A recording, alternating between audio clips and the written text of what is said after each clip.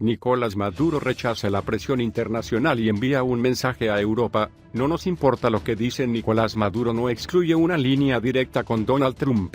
El líder venezolano dijo que aún estaba dispuesto a dialogar para resolver la crisis política en el país, incluso con el presidente de Estados Unidos. La llamada de Trump no llegó.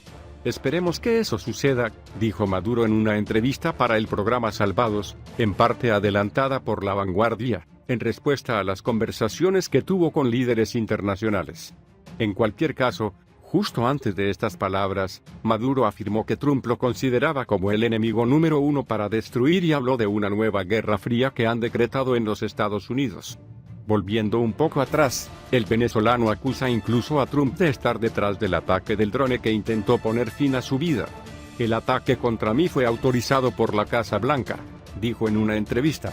El encuentro con Jordi Évole, durante el cual habló sobre las noticias políticas, sociales y económicas del país, también sirvió para denunciar la injerencia internacional. En este sentido, Maduro declaró que aprobaría ninguna presión internacional, que no nos importa lo que diga Europa, y en un sentido que afecta a España, no lo hicimos.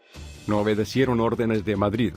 De esta manera, rechazó la convocatoria de elecciones presidenciales, entendiendo que no son necesarias porque algunas han tenido lugar recientemente y el calendario no contiene otras nuevas durante algunos años. Venezuela ha hecho todas sus elecciones y no pueden pedirnos que violemos la Constitución, agregó. En cuanto a Juan Guaidó, legítimo presidente de Venezuela, dijo que lo que hizo fue una payasada. El líder bolivariano dijo en su entrevista que el ultimátum de la UE es como si le dijera a la UE: te doy 7 días para reconocer a la República de Cataluña. Nicolás Maduro rechazó el ultimátum de España y otras potencias europeas convocan a elecciones presidenciales y se levantaron contra la oposición, así como contra Donald Trump y la Unión Europea. En una entrevista concedida el domingo al programa Salvados, Maduro dijo que Guaidó fue parte de un golpe de Estado y no está habilitado por ninguna de las partes. Es una broma autoproclamada en una plaza, sin base legal ni protocolo. Subrayó antes de agregar que la situación la corriente en el país fue un intento de crear un proyecto estatal paralelo para imponer un gobierno títere en Venezuela. A las preguntas de Jordi Évole, el líder bolivariano no podía ignorar que la crisis social, política y económica de Venezuela no conduciría a un conflicto armado. Nadie puede hoy decir con certeza una respuesta a esta pregunta. Todo depende del grado de locura y agresividad del Imperio del Norte y sus aliados en Occidente, y nos estamos preparando para defender nuestro país, sentenciado. La gente se arma, profesional, armada, institucional, constitucional. En caso de conflicto local, regional o nacional, saben dónde ir, qué hacer, cómo defenderse. La opción militar está sobre la mesa. Donald Trump dijo. Maduro también anunció sobre el ultimátum de la Unión Europea y el presidente español, Pedro Sánchez, que era necesario reconocer al líder de la oposición presidente a cargo, Juan Guaidó, en caso de que el Ejecutivo Chávez no habría convocado elecciones presidenciales en 8 días. Retraso que expira este lunes. No aceptamos los ultimátums de nadie. Es como si le dijera a la UE: te doy 7 días para reconocer a la República de Cataluña, de lo contrario no tomaremos ninguna medida.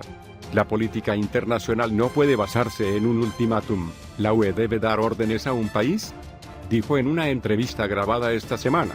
El líder de Chávez también habló con Pedro Sánchez, a quien calificó de perdedor y pensó que había cumplido con los deseos de Trump como lo hizo Aznar con Bush en la guerra en Irak. No ataco a Pedro, él me ataca, defendió Maduro después de señalar que por error no gana un voto por la derecha, pero no por la izquierda. El entrevistado también tuvo palabras para su homólogo español, a quien nuevamente le cuestionó su legitimidad para ser presidente y a quien rechazó como falso. Por las cosas malas, nunca aceptaremos nada, que ellos lo sepan, que Pedro Sánchez lo sepa. Pedro Sánchez, que lo sepas, por el mal te hundirás. Pero el primer ministro español no ha sido el único político en nuestro país que criticó a Maduro. Sobre las palabras de Pablo Casado y Alberto Rivera sobre el ultimátum, dijo que es un espectáculo de la ley que nos desprecia mucho. Este desprecio ya está en la sangre durante siglos. Es el desprecio de una visión neoconservadora, es un desprecio arraigado en el odio que sienten por Bolívar, Venezuela, y que ha pasado de generación en generación entre las élites que gobiernan España. También respondió a las declaraciones del secretario general de Podemos, Pablo Iglesias, en las que dijo que ya no compartía algunas de las declaraciones que había hecho en el pasado sobre el país iberoamericano. Las iglesias deberían tomar más precauciones para unir a su partido y dejar de presionar. Hay una percepción en España de que todos los que hablan mal de Venezuela piensan que está ganando puntos, y creo que es así. Lo contrario, dijo. Las sanciones de Washington afectaron a la compañía petrolera Citgo, con sede en Texas, una propiedad venezolana y una fuente vital de liquidez para el régimen. El 10 de agosto de 1983 fue una noche memorable para los fanáticos de los Boston Sox. No solo porque los Texas Rangers pagaron impuestos en el hogar, sino también porque el querido letrero de la compañía petrolera Citgo en el lado izquierdo del campo, considerado un símbolo de ahorro de energía durante la crisis del petróleo, se iluminó de nuevo. Fuera del estadio, cerca de 1000 personas se reunieron en Kenmore Square para ver brillar nuevamente el triángulo rojo de Citgo, mientras que los oradores de la ocasión filmaron la canción You Illuminate My Life. El logotipo de Citgo no solo ilumina la vida de Boston, es parte de la iconografía de todo Estados Unidos. Su historia se remonta a 1910, cuando Henry Latham-Doherty fundó la empresa Cities Service, que se convertiría en 1965 en Citgo. Hoy en día, emplea a 3.400 personas, tiene 3 refinerías Texas, Louisiana e Illinois, que producen 849.000 barriles de petróleo por día, y más de 5.000 estaciones de servicio en 29 estados. Estaciones de servicio como Bethesda, Maryland, fuera de Washington, que señalan que es de propiedad local, pero escapan, al igual que el sitio web de la compañía, al elefante en la habitación. Este Citgo pertenece desde 1990, la compañía estatal del petróleo de Venezuela, PDVSA, que su presidente es Asdrúbal Chávez, primo del difunto comandante, quien dirige la compañía desde Caracas después de que su visa fue rechazada, que 5 de sus directores, ciudadanos estadounidenses, están presos en Venezuela y acusados de corrupción. Estados Unidos es el principal destino de exportación de PDVSA, y la importancia de Citgo para el régimen chavista es doble. Por un lado, suministra nafta, un diluyente necesario para que el crudo espeso venezolano fluya hacia las tuberías. Por otro lado, es la única joya de la economía venezolana, el chorro de petrodólares que Maduro necesitaba para retener a sus seguidores. Por lo tanto, cuando Donald Trump quiso darle un golpe al régimen de Maduro, no tuvo que mirar muy lejos, tenía el objetivo en su propio territorio. Después de años de sanciones tibias contra Caracas, Washington se ha atrevido a PDVSA, con la congelación de sus fondos en los Estados Unidos, alrededor de $7.000 millones, 6.100 millones de euros. Instamos a la administración de Trump a considerar cuidadosamente el impacto de las sanciones sectoriales en las empresas, trabajadores y consumidores de Estados Unidos, dijo Chet Thompson, presidente de los fabricantes de petroquímicos de Estados Unidos, en una carta a Casa Blanca. Pero resulta que el petróleo venezolano ha sido uno de los pocos problemas para escapar de la primera América del presidente republicano.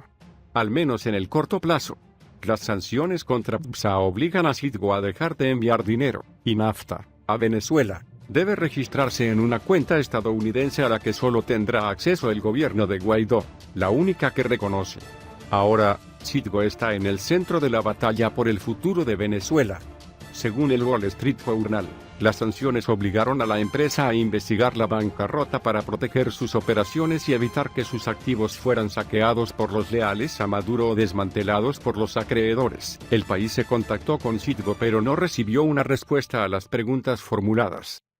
La pérdida de acceso al mercado estadounidense es un golpe para Venezuela, porque otros clientes importantes no pagan en efectivo. Sus acuerdos con Rusia obligan a Venezuela a pagar en petróleo, por lo que son exportaciones que no proporcionan no efectivo. Este impacto siempre será menos que autoinfligido.